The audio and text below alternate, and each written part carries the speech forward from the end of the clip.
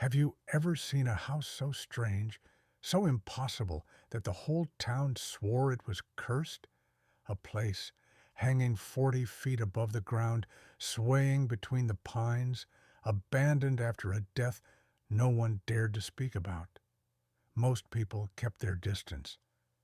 But one woman, a woman who had just lost her career, her marriage, nearly her child, climbed those broken steps anyway. Not because she believed in miracles, but because she had run out of places to fall. And what she found inside that forgotten treehouse would uncover a buried genius, expose a billion-dollar secret, and rebuild a life the world had already counted out. This isn't just a story about a hidden room or an old mystery. It's about how one moment, one impossible discovery can change everything. So, let's step into the woods together and see what waited for her in the trees. Most people think a life falls apart in one dramatic moment, one explosion, one betrayal, one bad decision.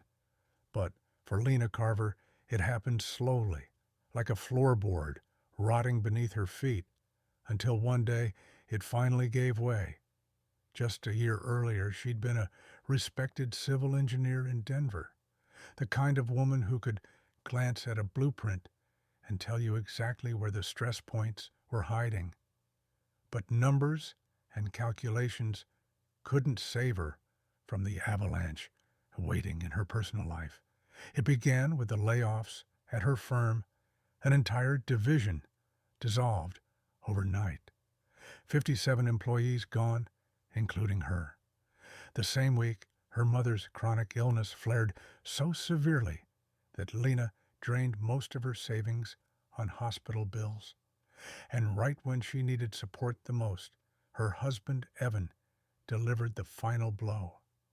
A text message meant for someone else, a woman he'd been seeing for nearly 8 months. It's strange how betrayal changes the temperature of a room. Lena remembered standing in her kitchen, the refrigerator humming softly behind her, feeling the world tilt just slightly off its axis. She didn't scream, didn't throw anything. She just stared at the message and felt her future closing like a fist around her throat. Within 2 months, Evan had filed for divorce, taken their house, and used his family's connections to secure temporary custody of their 8-year-old son, Caleb.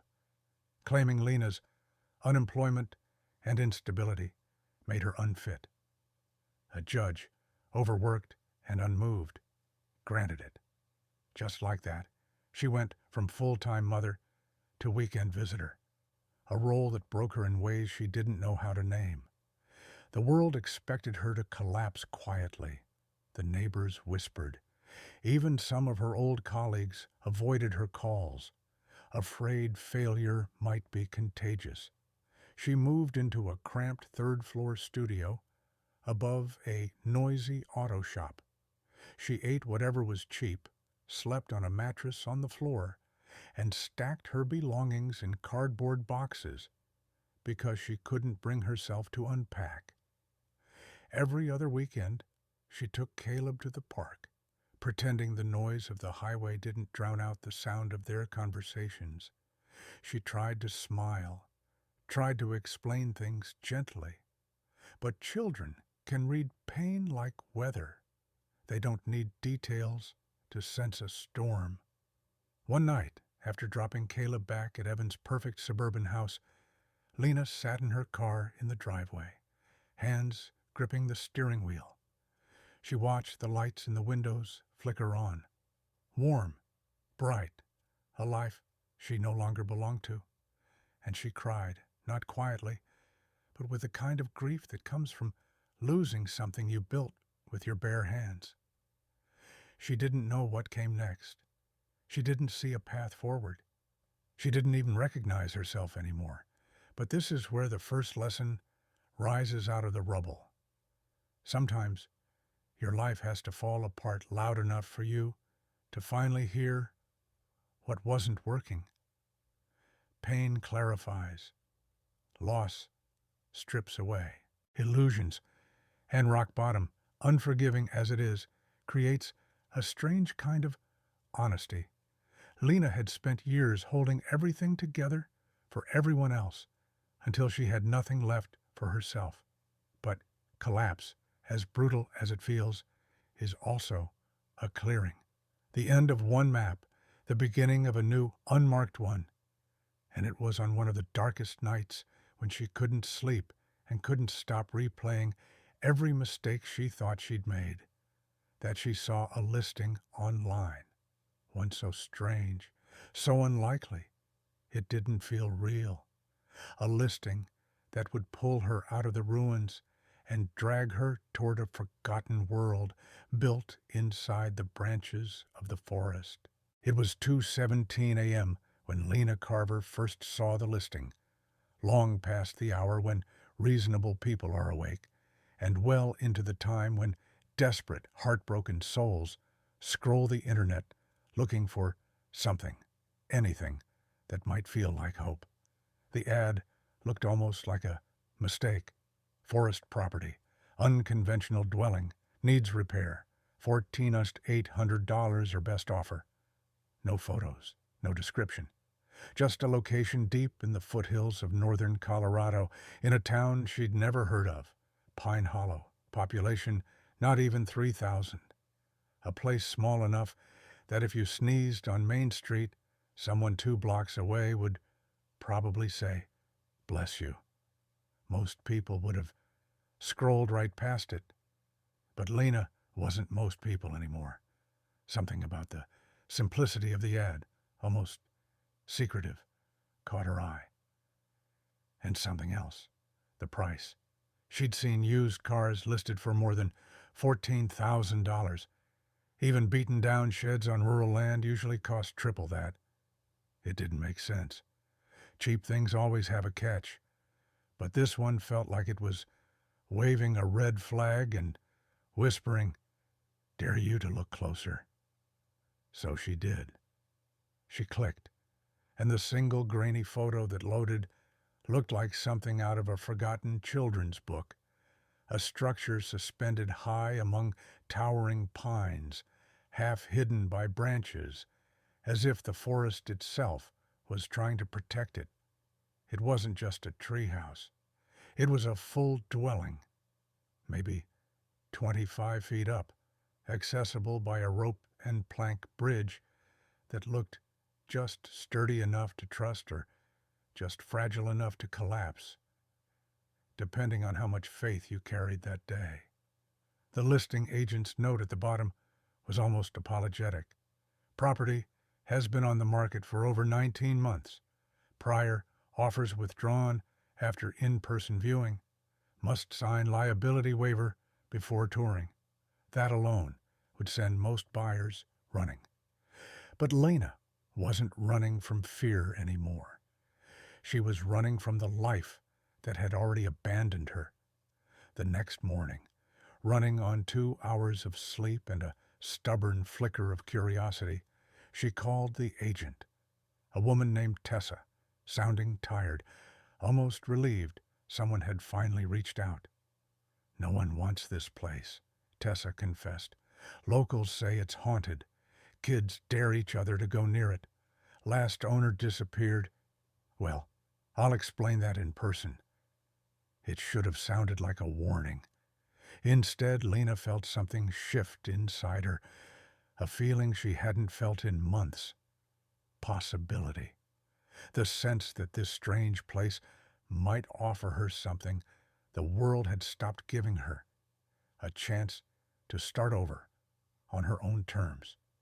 When she drove to Pine Hollow for the first time, the town greeted her with the same stiff reluctance small towns greet all outsiders with. Log cabins, faded flags, a diner that seemed unchanged since the 1970s, and a sheriff's office that doubled as a post office. People watched her through store windows as if she'd arrived carrying a scandal in the passenger seat. The forest road leading to the listing was narrow, woven between towering pines that swallowed the sunlight. Lena expected a shack, maybe a falling-apart cabin, but when she stepped out of her car and tilted her head upward, she actually gasped. The treehouse, if you could even call it that, was huge, architectural, almost poetic.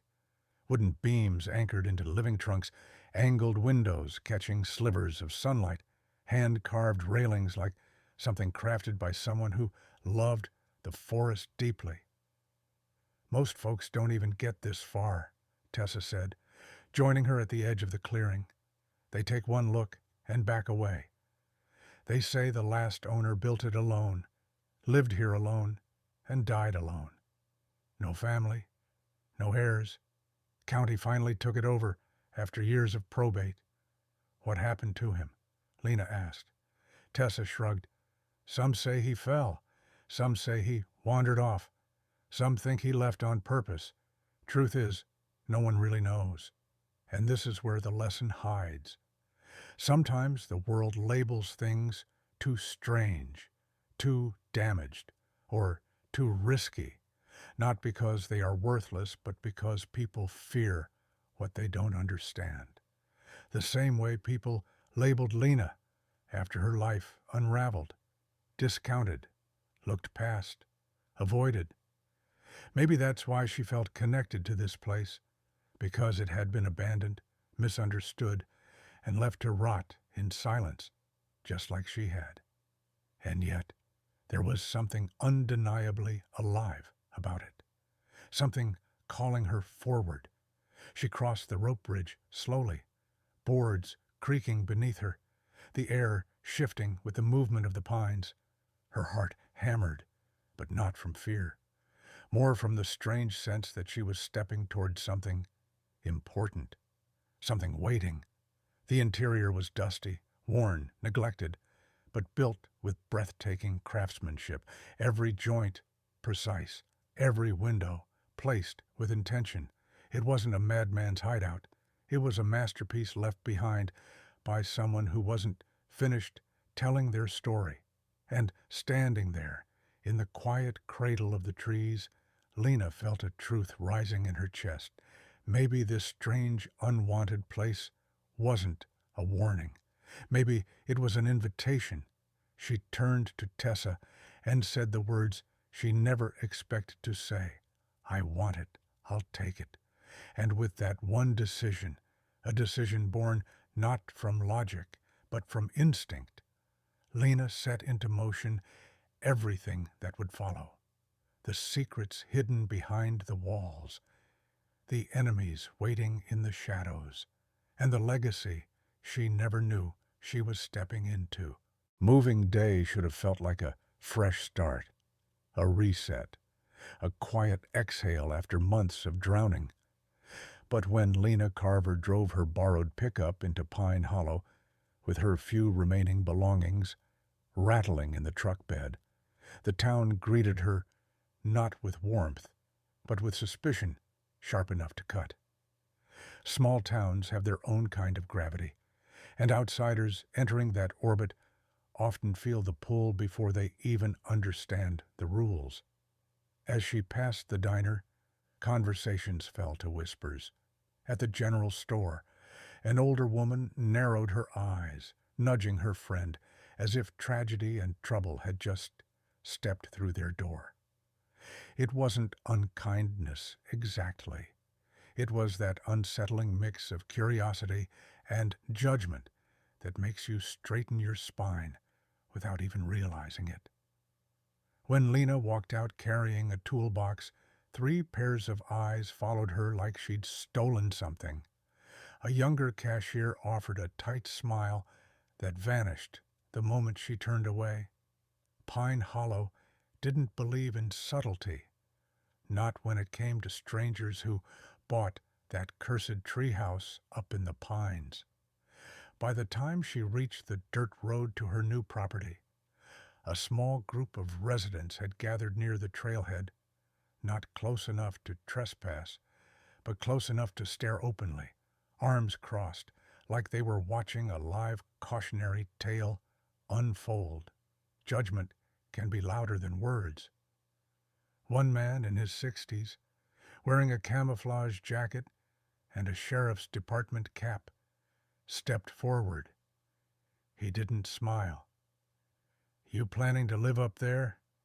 He pointed toward the canopy where her new home sat, barely visible through the needles and winter branches. "With all that damage?" Another woman chimed in. Before Lena could even answer, "My cousin said the last guy who lived there went mad. Built that whole thing by hand, slept with a shotgun, chased hikers off the trail. That place isn't safe." The tone wasn't concern. It was certainty, the kind that leaves no space for contradiction. Lena tried to keep her voice even. "I'll make repairs.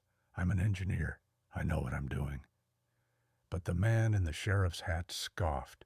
"Sure, sweetheart. We all know how that turned out last time. You got a kid, 'cause the county won't like the idea of a child in that." Something inside her tightened. Anger mixed with fear. She didn't owe these people anything. Not her past, not her pain, not her plans. But Pine Hollow acted like her life was already public property. She hauled the first crate up the bridge alone, muscles trembling from strain and embarrassment.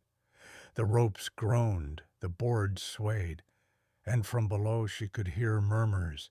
"She won't last a week. She'll be calling the realtor by Friday." Crazy, just crazy.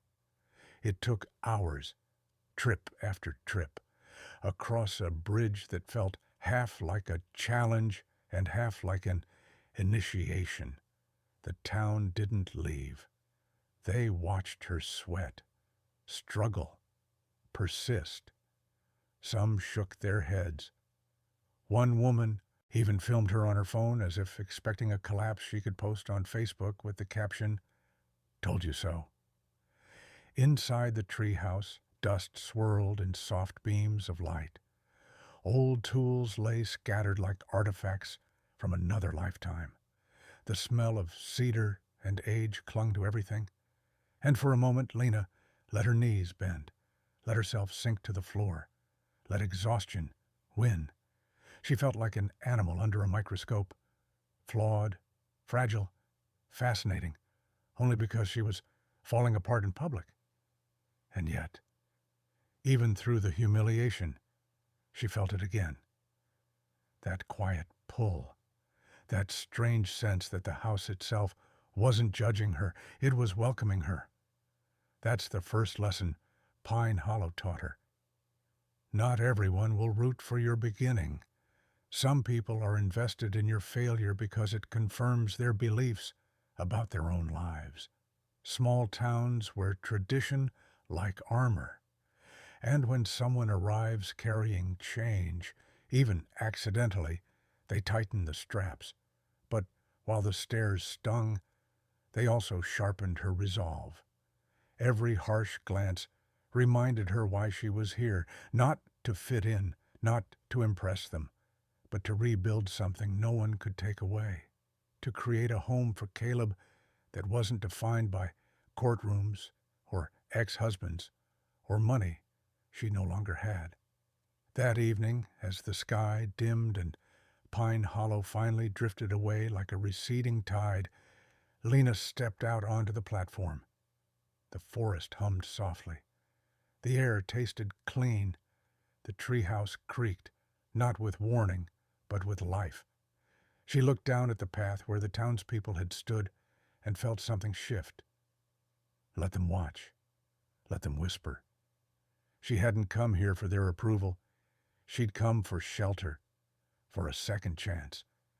And for the first time in a long while, she felt like she'd taken a step toward it.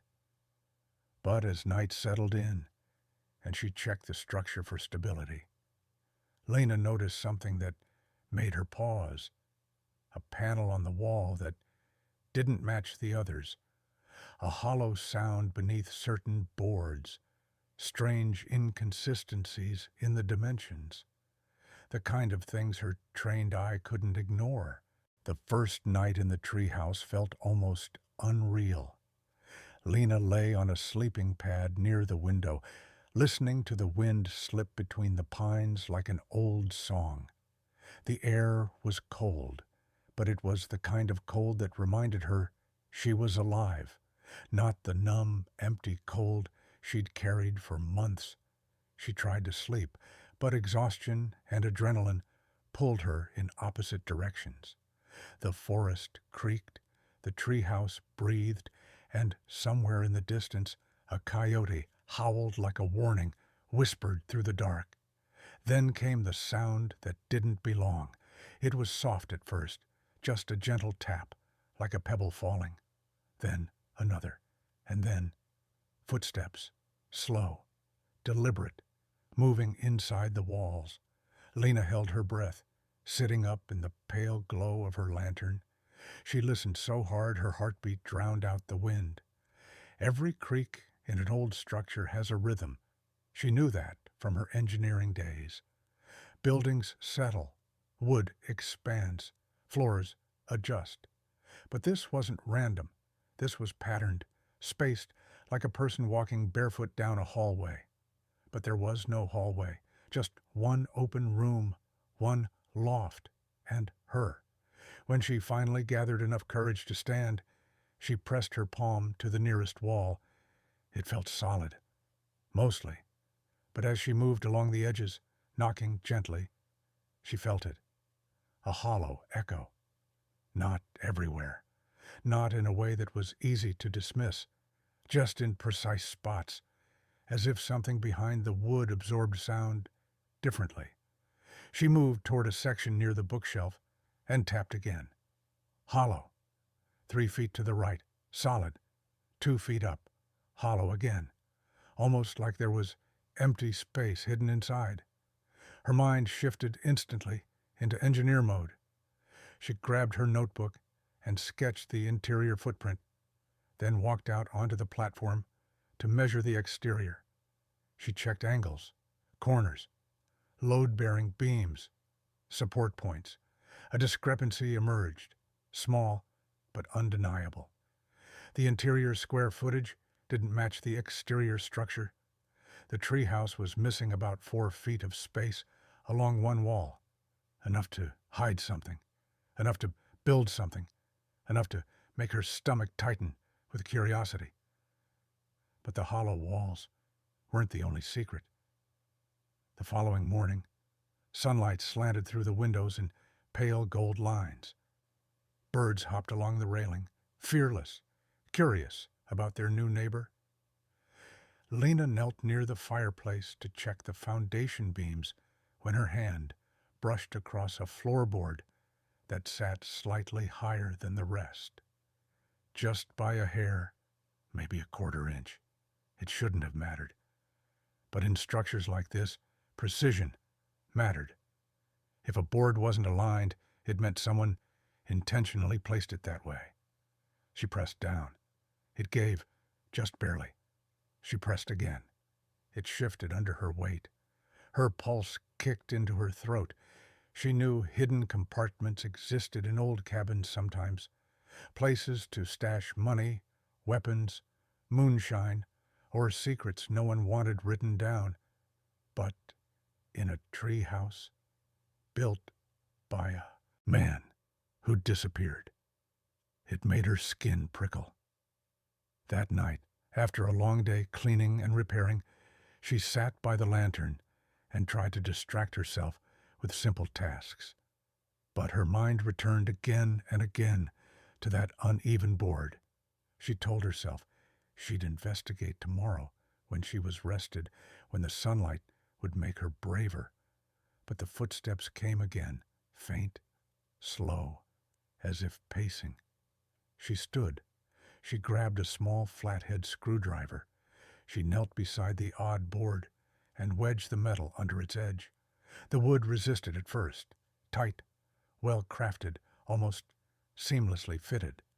But after a few careful pushes, it lifted with a soft sigh, like air escaping a long-held breath. She leaned over the opening, Darkness stared back. Her lantern's light revealed the interior of a narrow cavity beneath the floor, about 8 inches deep. Dust floated in slow-motion swirls. Something metallic glimmered inside. Lena reached in, fingers brushing metal edges, and pulled out a small object coated in dust. An old brass lockbox, heavy, cold, and intentionally hidden. Her hands trembled as she set it on the floor. The lid was rusted shut, but the design, ornate vines carved into the metal, was deliberate, meticulous. Not the kind of thing someone bought on clearance, the kind someone cherished, the kind someone hid. And here's the quiet truth this moment revealed. Life rarely leaves us clues for no reason.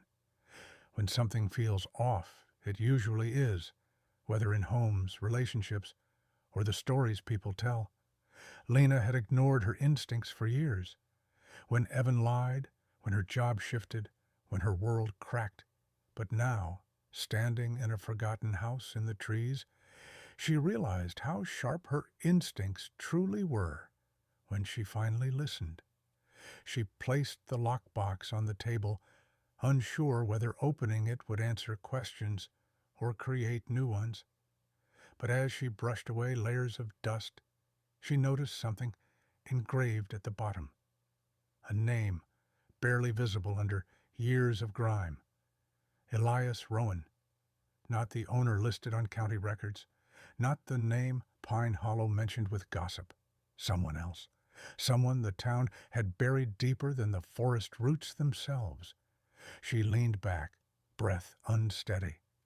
This wasn't just a strange home. It wasn't just a hostile town. It wasn't just her second chance. It was a puzzle, a coded message, a trail left for someone willing to follow it. And Lena, broken, exhausted, uninvited, felt a spark she hadn't felt in a year. Purpose. But what Lena didn't know yet was that this lockbox, this hidden space, this forgotten name, would pull her into a story Pine Hollow had tried to bury for decades. And the deeper she dug, the more she'd learn that some secrets weren't just forgotten. They were protected. The lockbox opened with a reluctant groan, as if it hadn't breathed fresh air in decades. Inside, wrapped in a linen cloth gone yellow with time, Lena found a set of journals, a fountain pen, and a stack of black and white photographs. The top journal was labeled in dense, elegant handwriting. Dr. Nathaniel Hale, 1974. Not Elias Rowan. Not the name the realtor mentioned. A new name. One that held weight the moment she spoke it aloud. And the deeper she read, the stranger the truth became. Nathaniel Hale wasn't a recluse who lost his mind in the woods. He wasn't the ghost story Pine Hollow whispered about across diner countertops. He had been a brilliant architect, a researcher, and, according to a newspaper clipping tucked inside the back cover, once considered one of the most promising innovators in sustainable design in the Rocky Mountain region. But then, abruptly, in 1978, he vanished from public life. Grants withdrawn, projects canceled, academic career dissolved. His disappearance wasn't a quiet fade into the trees. It had been a scandal, one Pine Hollow had conveniently rewritten as local folklore. Lena read the clipping under the lantern's soft glow. Dr. Nathaniel Hale, pioneer in alternative housing structures, disappears amid accusations of unsafe experimental methods. Accusations, no evidence, no follow-up. Just a man, erased. As she flipped through the pages of his journals, she found carefully sketched diagrams of tree-integrated support systems, notes about energy efficiency years ahead of their time, and personal entries that made her throat tighten. Buildings should feel alive, he wrote. They should protect the people who enter them. But investors don't want life, just profit. and another. If they say I'm unstable, let them. Great ideas always look dangerous when small minds feel threatened. Lena understood that sentiment too well. It was the same tone people used about her the moment they saw her broken marriage, her lost career, her unstable choice to live in a treehouse.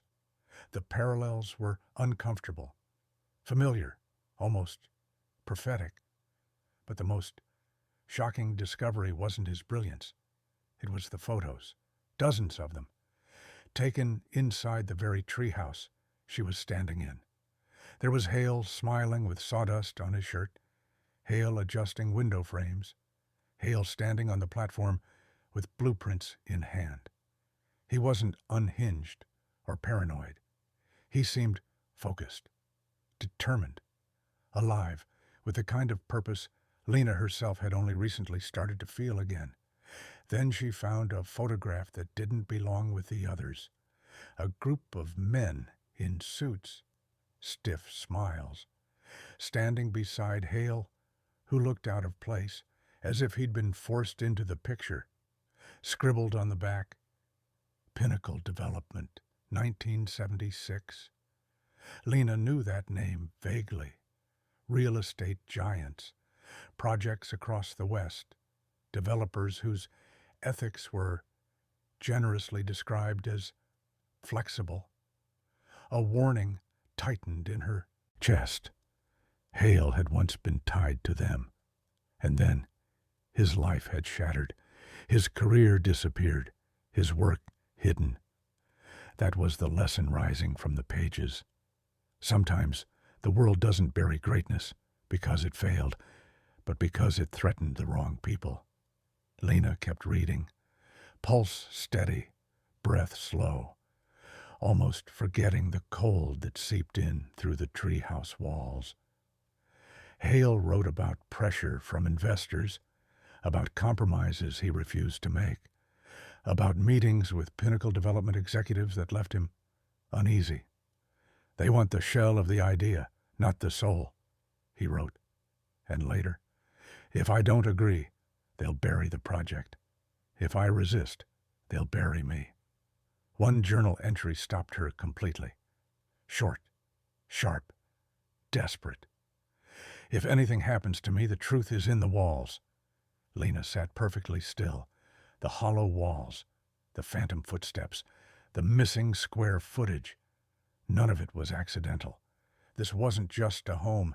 It was a vault, a coded message, a sanctuary built to protect his life's work from the people who wanted it silenced. And for the first time since buying the treehouse, Lena felt something shift inside her. This wasn't a random property. This wasn't a coincidence. She wasn't just rebuilding her life. She was stepping into someone else's unfinished story, whether she wanted to or not. She closed the journals carefully, hands trembling, not from fear, but from the weight of a truth she could no longer ignore. Pine Hollow had turned Hale into a cautionary tale, because it was easier than facing what really happened. And now that she knew his name, his work, his warning, she wasn't just a stranger in town anymore. She was a threat to someone, somewhere, someone who had buried Hale once and probably didn't want his legacy dug up again. And Lena had no idea how quickly Pine Hollow and the powerful company still lurking behind Hale's downfall would react when they realized the wrong woman had opened the box. It didn't take long for the world outside the pines to notice Lena Carver's quiet awakening. The morning after she uncovered Dr. Nathaniel Hale's journals, she woke to the sound of a truck engine rumbling beneath the trees. Not the friendly kind, not the old farm pickups Pine Hollow residents drove, but a polished black SUV with tinted windows, and the logo she recognized immediately from Hale's photographs. Everest Development Group, a company as towering and cold as the name suggested. one of the biggest real estate conglomerates in the western United States. A company that built luxury resorts, high-rise complexes, and, according to dozens of investigative articles, buried smaller communities under zoning loopholes and predatory land acquisitions. A man stepped out of the SUV with the kind of confidence that didn't belong in a forest. Clean suit, expensive boots, crisp smile that didn't touch his eyes. "Miss Carver?"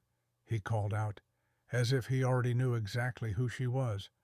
"I'm David Lorne from Everest Development. Congratulations on your new property." The word congratulations felt like a trap, more like a warning wrapped in politeness. Politeness, after all, is the first mask power wears.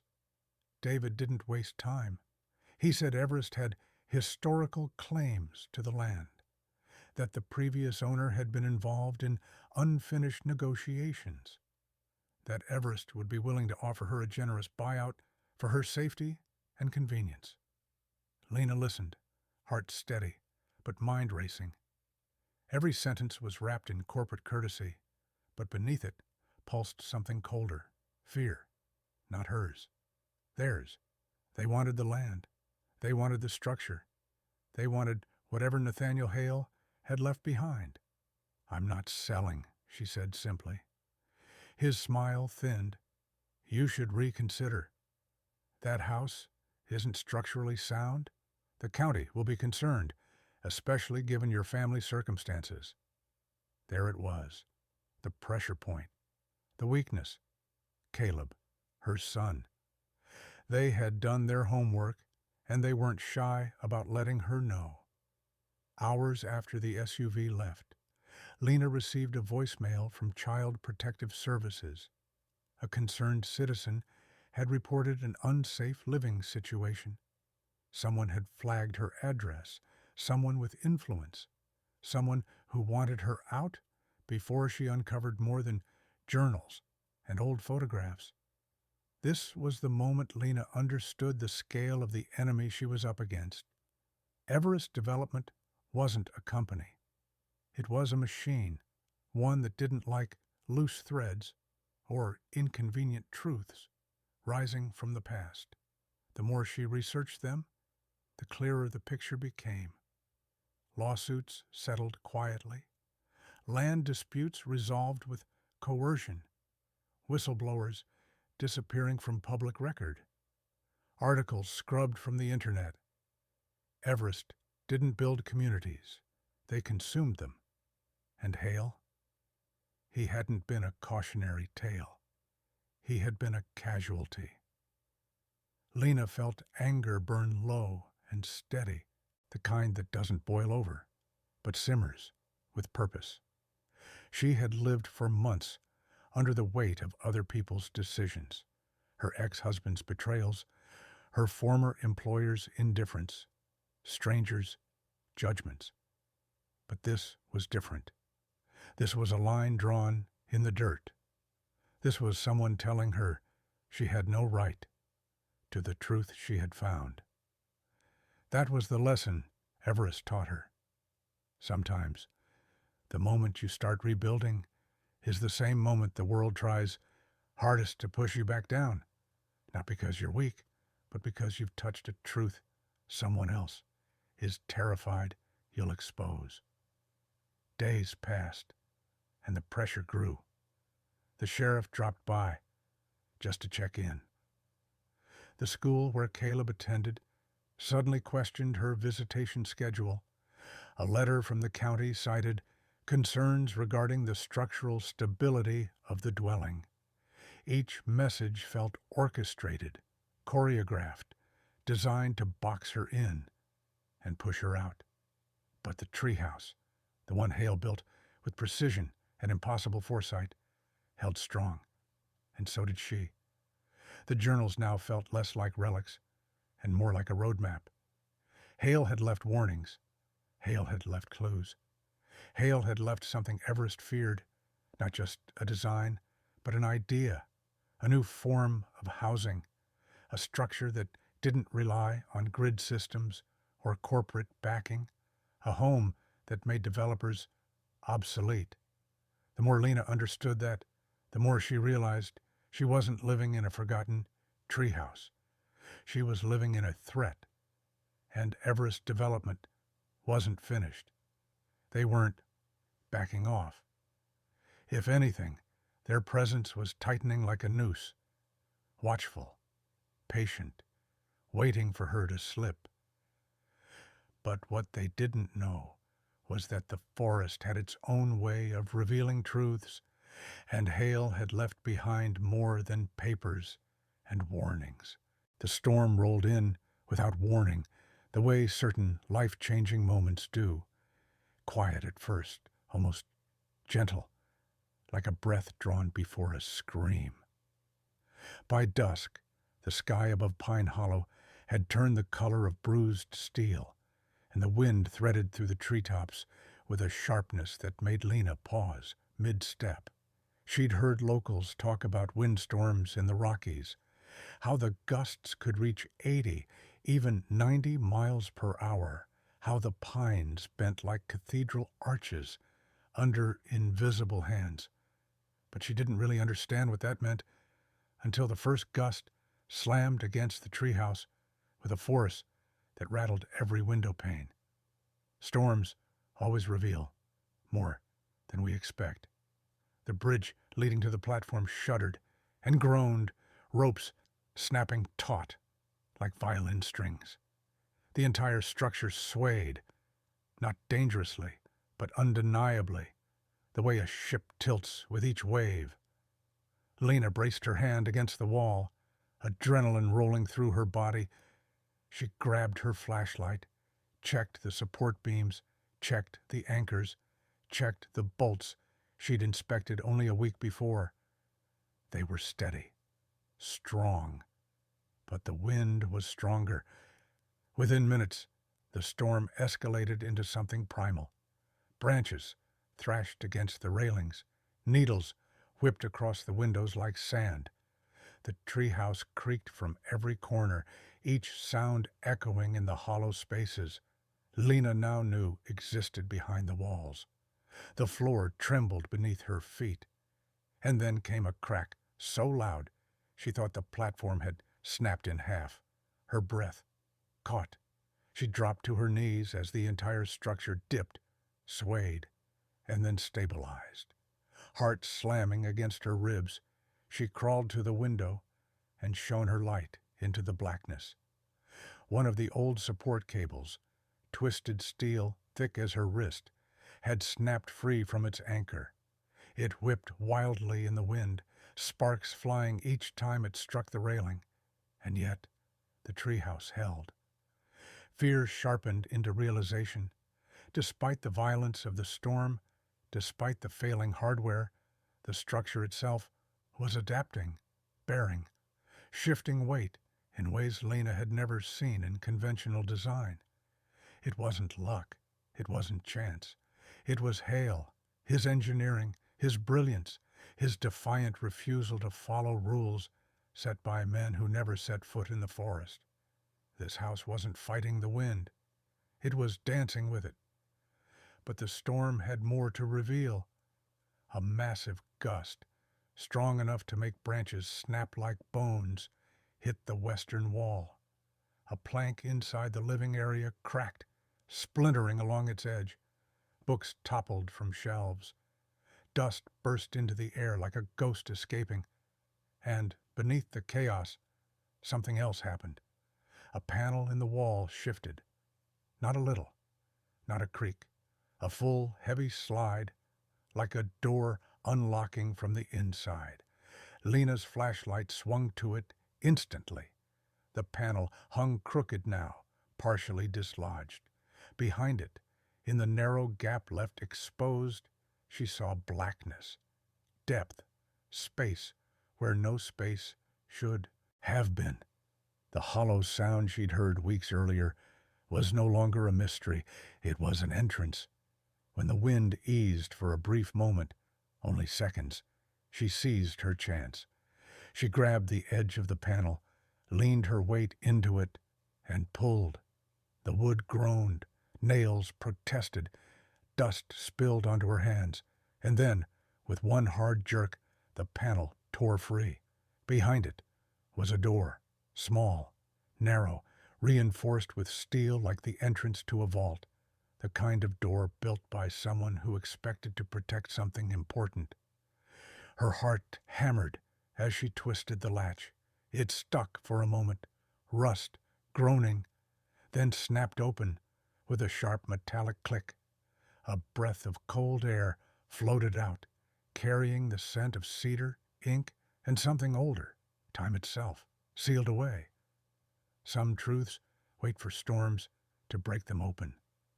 Lena stepped inside the hidden room. Her flashlight beam revealed shelves lined with rolled blueprints, dozens of sketchbooks, and machines she couldn't identify. Small, intricate devices resembling prototypes. A workbench stood against the far wall, covered in designs labeled Phase 3, Self-Regulating Airflow, and Bioadaptive Shell. Drawings of structures fused with living trees, notes scribbled in margins, equations, the evolution of a mind working years ahead of the world. And in the center of the room, bolted to a pedestal, was a canister, smooth metal, sealed tight. A tag hung from its handle in Hale's handwriting. Project Leaf Shell, Final Design, Do Not Destroy.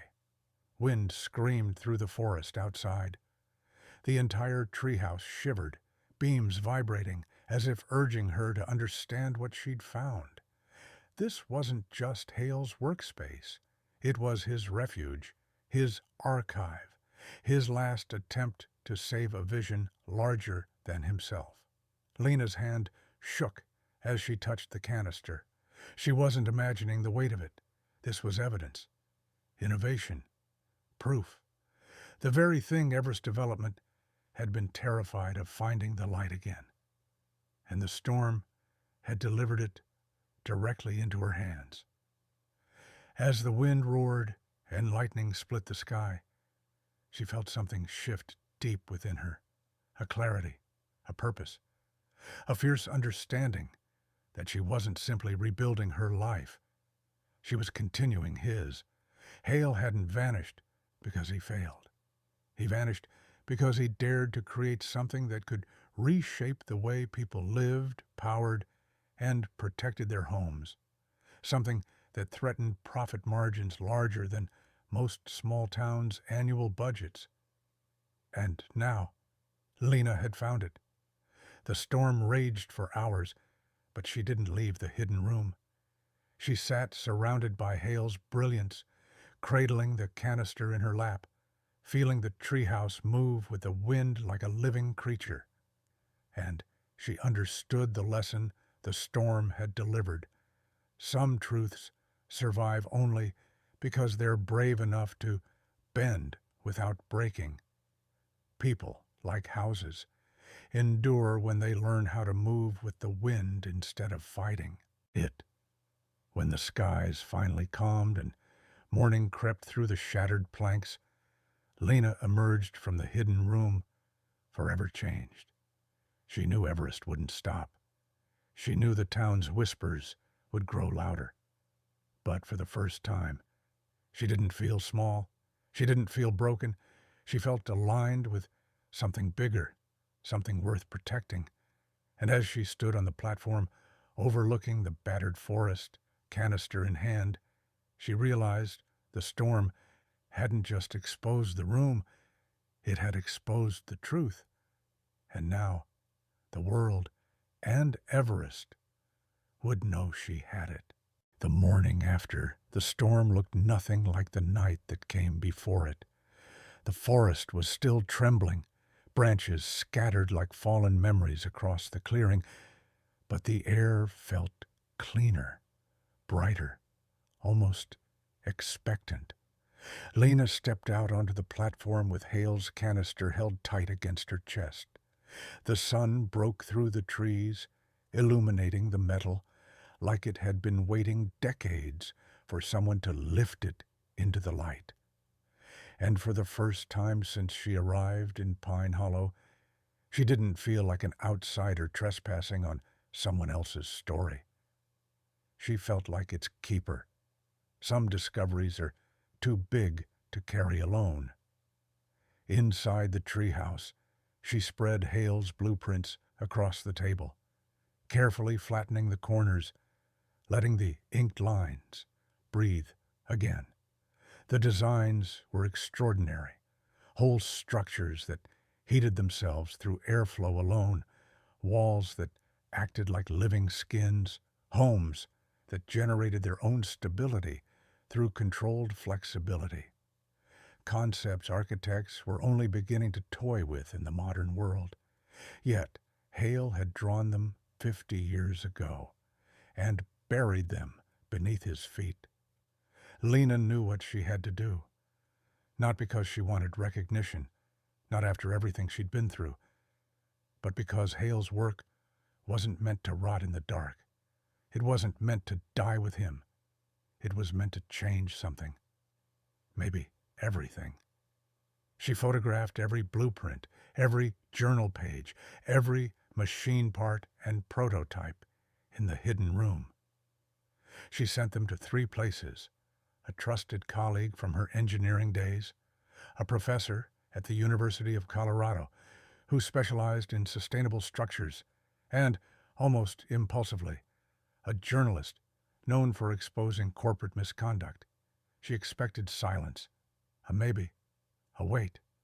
She did not expect what came next. Within 24 hours, her phone vibrated nonstop.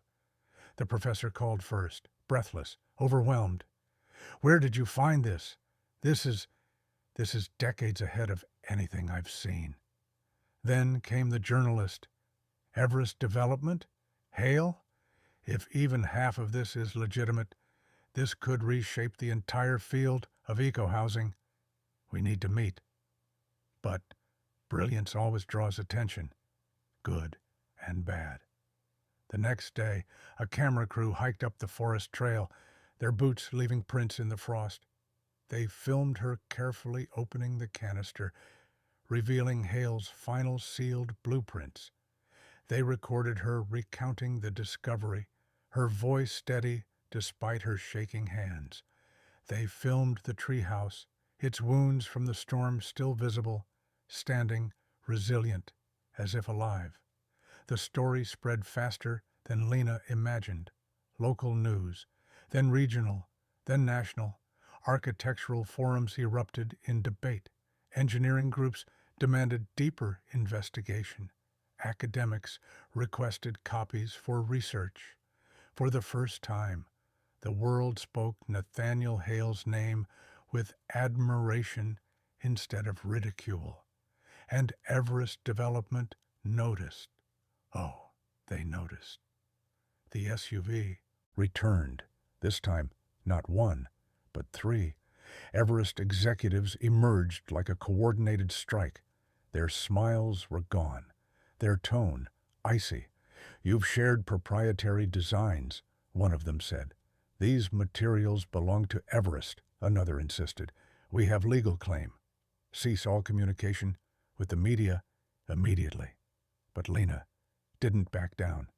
She showed them Hale's journals, the dates, the signatures, the proof he'd worked alone, independently, long before Everest ever circled him, like vultures. She watched their confidence falter just for a breath. Then came the paperwork, threats dressed as legal letters, promising injunctions, lawsuits, custody complications, property seizures. Yet, the more they pushed, the less afraid she felt. Because when the truth is big enough, powerful enough, the people who try to bury it start looking small. News outlets caught wind of Everest's pressure. Suddenly, reporters weren't just asking about Hale. They were asking why a billion-dollar corporation wanted his work kept quiet. Protesters gathered outside Everest's Denver headquarters. Environmental groups demanded accountability. Scholars defended Lena publicly. And online, Thousands of people began calling her the woman who cracked open the forest. She didn't feel like a hero. She felt like someone trying not to drown while being lifted by waves bigger than she ever imagined. Amid the chaos, Caleb called her one night, voice soft through the phone. "Mom, they talked about you in my school," he whispered. "Kids said you found something important." She swallowed hard. "We found it together, buddy, you and me." For the first time, she felt her son's pride instead of the court's judgment, instead of her ex-husband's criticism, instead of a stranger's doubt. That one small moment, Caleb's voice steady with admiration, held more meaning than every headline combined. And here lay the lesson Hale's work illuminated. Truth doesn't shine when it's comfortable. It shines when someone is brave enough to lift it out of the dark, knowing it may burn, knowing it may blind, but believing it's worth the light. Lena didn't seek a fight. She never wanted to stand against Everest. But now, standing in the doorway of the hidden room, surrounded by a dead man's brilliance, she knew the fight wasn't really hers alone. It belonged to everyone who believed housing could be more humane, more sustainable, more equitable. It belonged to every architect who ever had a dream too strange to survive a boardroom. It belonged to Hale, and every idea too dangerous for the powerful to tolerate. And as calls poured in from researchers eager to replicate Hale's designs, as whistleblowers reached out with stories about Everest's past, as the storm of truth kept widening, Lena realized she was no longer protecting his legacy. His legacy was now protecting her. But discovery and even recognition were only the beginning, because the world didn't just want to study Hale's work. It wanted to build it, and building would spark a battle neither she nor Pine Hollow could ignore. The first Hale-inspired structure wasn't built in a lab or corporate testing ground. It was built right there in Pine Hollow, the same town that once whispered about cursed treehouses and unstable strangers. The transformation began slowly, almost quietly, like the forest shifting seasons without asking for permission. But once the blueprint touched real soil, once hands started working wood and steel into Hale's forms, nothing about the project stayed quiet for long. Because this wasn't just construction, it was resurrection. A small team of researchers from the University of Colorado arrived first, hauling equipment, surveying land, marking test sites with bright orange flags that stood out against the muted pines. Local residents watched from a distance, coats clutched tight, whispering theories and skepticism.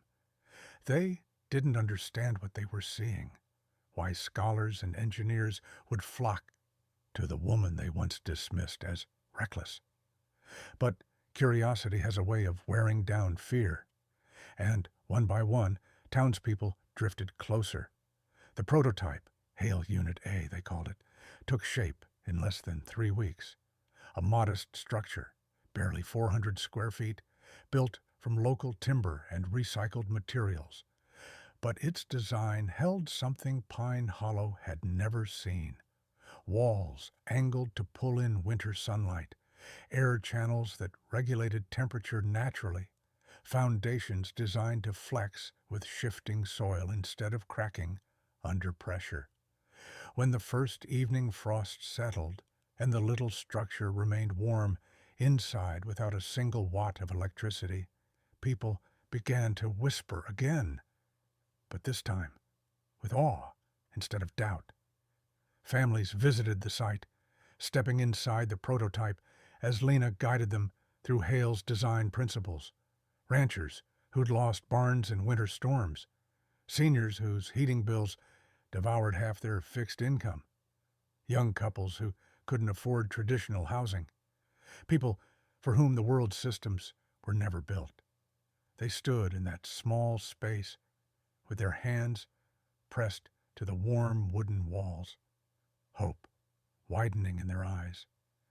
A local veteran, Sam, a man known for keeping it to himself, walked through the unit twice before asking in a trembling voice, "Would something like this help someone living off-grid?" Lena nodded.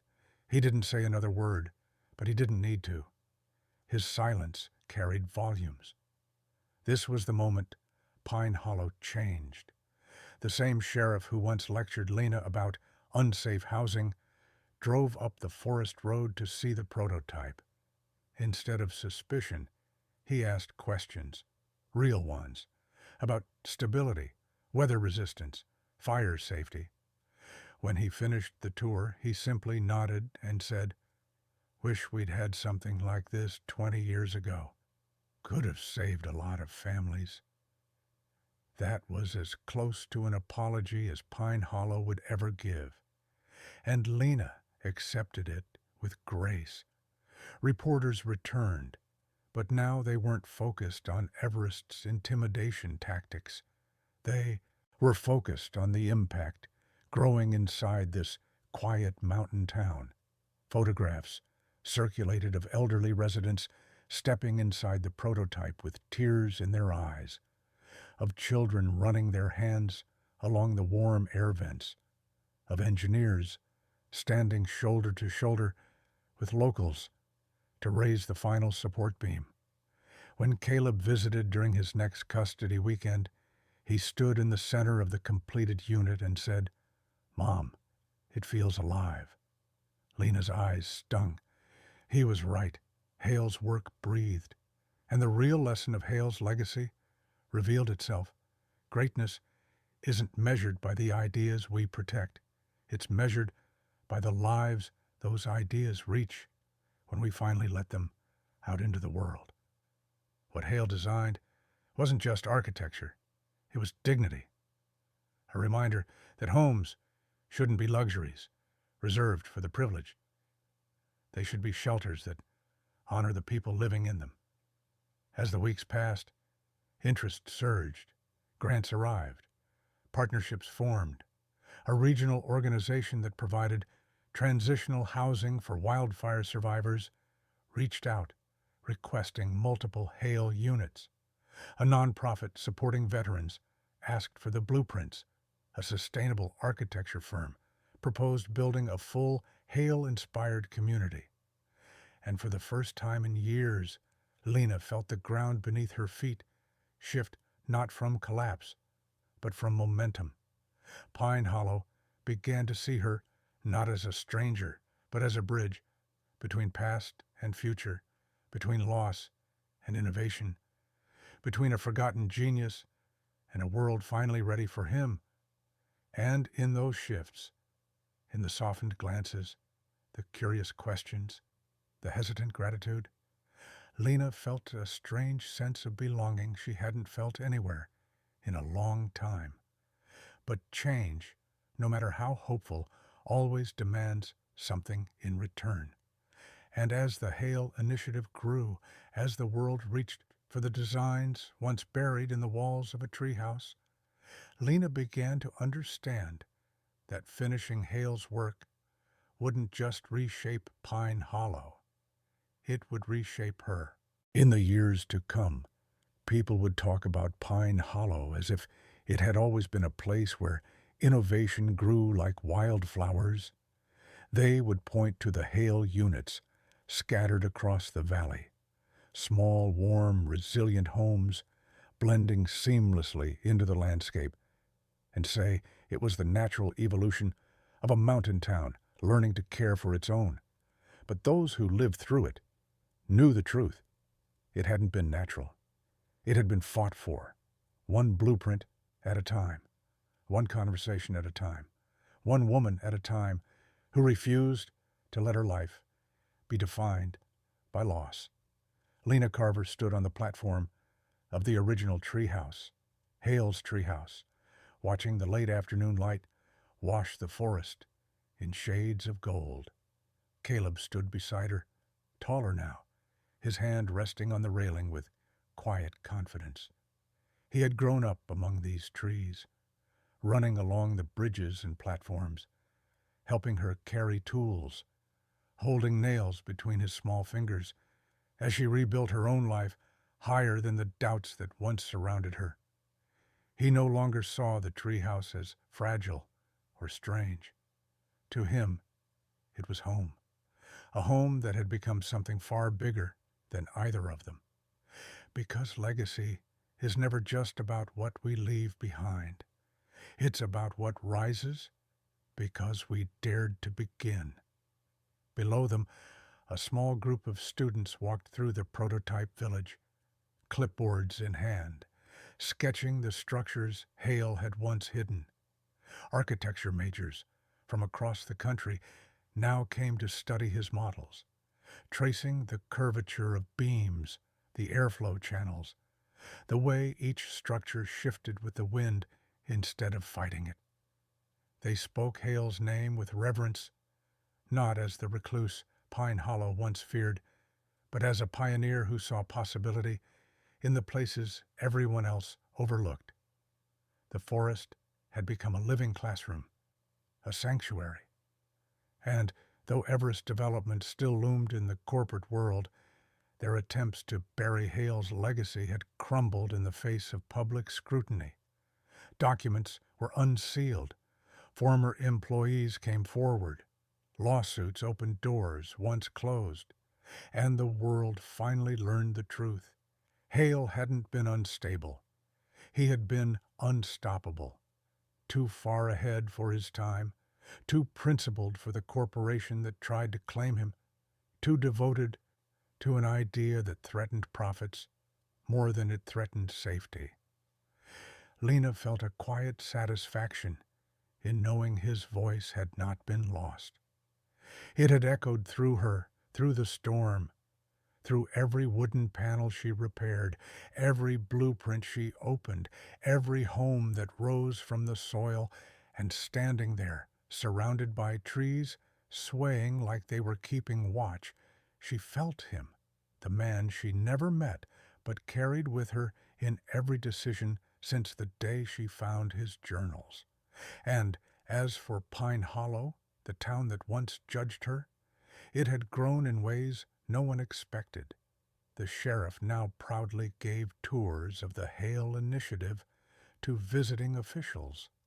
The diner served a dish called the Treehouse Breakfast, which, locals joked, could fix even the worst foundation. The same neighbors who once watched her struggle up the bridge with boxes now volunteered to help build Hale units for families displaced by wildfires. The transformation wasn't dramatic or sudden. It was quiet, human, real. A slow unspooling of fear replaced by understanding, one conversation at a time. And there, at the center of all of it, amid the beams and branches and memories, stood Lena and her son. That was the final lesson the forest taught her. Healing doesn't erase the past. It roots you deeper, steadier, ready for whatever storm comes next. She had arrived broken, carrying shame like a second skin. She had felt judged, unwelcome, small. But the house in the trees had offered her a chance, just one fragile chance, to choose a different path. And she took it. Every repair she made became a stitch in the fabric of her new life. Every truth she uncovered strengthened her resolve. Every blueprint she shared widened the world Hale dreamed of. Caleb leaned against her shoulder. "Do you think he'd be proud?" he asked, eyes following the breeze as it rippled across the treetops. Lena smiled softly. "I think he'd say we kept his work alive, and that's more than most people get." Caleb nodded, satisfied. In that moment, Lena realized that her son was no longer just living beside her story. He was part of it. And that was its own kind of legacy, too. The sun dipped lower, casting long shadows through the pines. The treehouse creaked gently, settling into the evening as if exhaling after decades of holding its breath. It was no longer a secret, no longer a warning. It had become a monument to resilience, to imagination, to the strange and beautiful things that happen when a forgotten genius meets a woman who refuses to stay buried in her own grief. And, as the last light touched the canopy, Lena whispered a quiet promise to Hale, to Caleb, to the forest itself. This isn't the end. This is where the work really begins. The trees swayed in response, branches lifting like hands, applauding a future, finally free to grow. If this story moved you, tell me what part hit you the hardest. Your voice keeps this journey alive.